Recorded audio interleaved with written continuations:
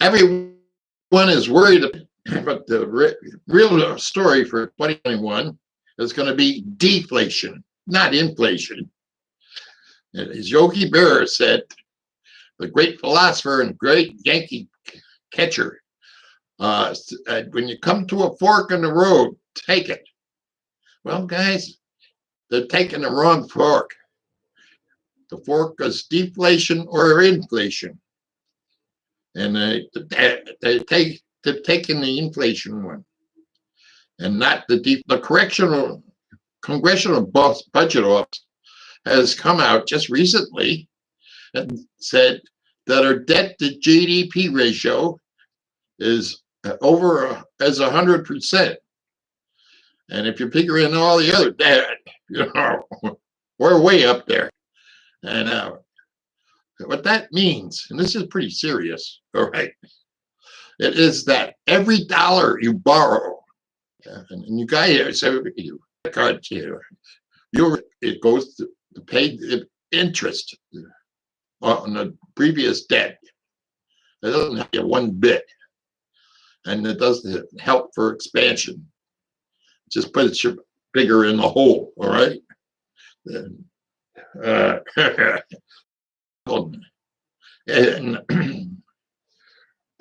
the viable for this debt bubbles and everything is by these guys, Rienhart and Rogoff.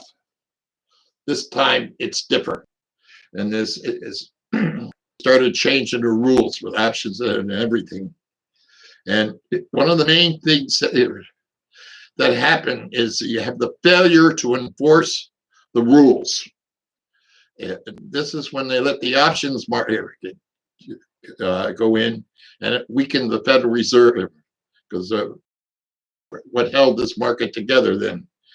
And only the financial people lost their jobs, and the economy it kept moving and didn't go into the hole. Then so the other example is more serious, when Sandy Weil got Congress to cancel the Glass-Steagall Act, which put the cap on banks. And took the cap off the banks, and he made billions. And several years later, he said, "Oh, I was sorry, I did that." You're one that's created the bubble. The debt bubble that we're in now is when they passed the Dodd-Frank Act in 2010 and 11 in there. Because what that did, it canceled out, and it protects the institutions. And there we get, a country can inflate its debt to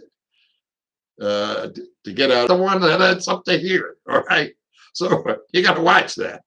That leads to a depression or a major recession and all that, But they're not talking about a depression. I was born in a depression, so I remember how gloomy it was.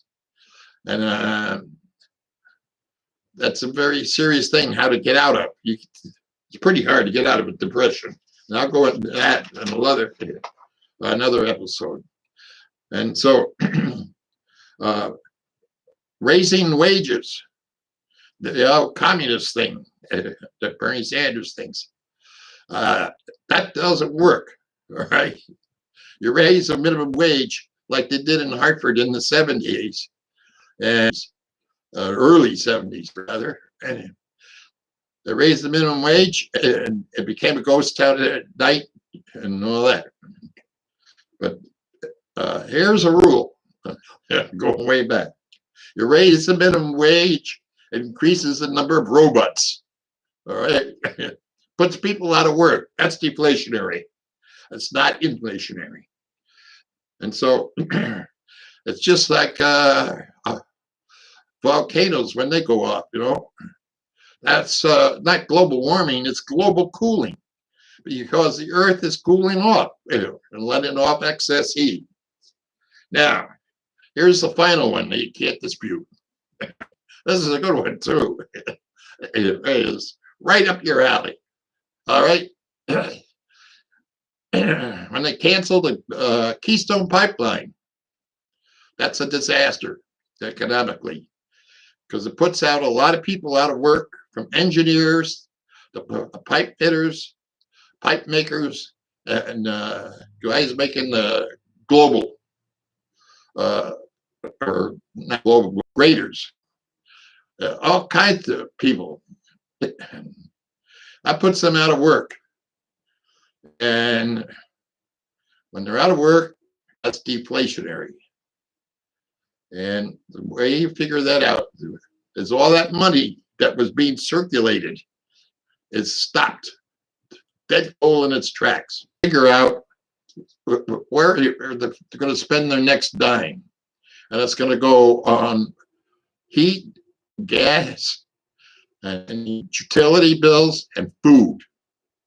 That's why it's really deflationary. And to prove it, you can't refute this one. All right. The Federal Reserve figures the velocity is high. That's good. That's means its economy's doing well. But when the velocity money declines, that's deflationary. And you want to know where it is right now? You can go look it up. It's right there, stare you right in the face. It's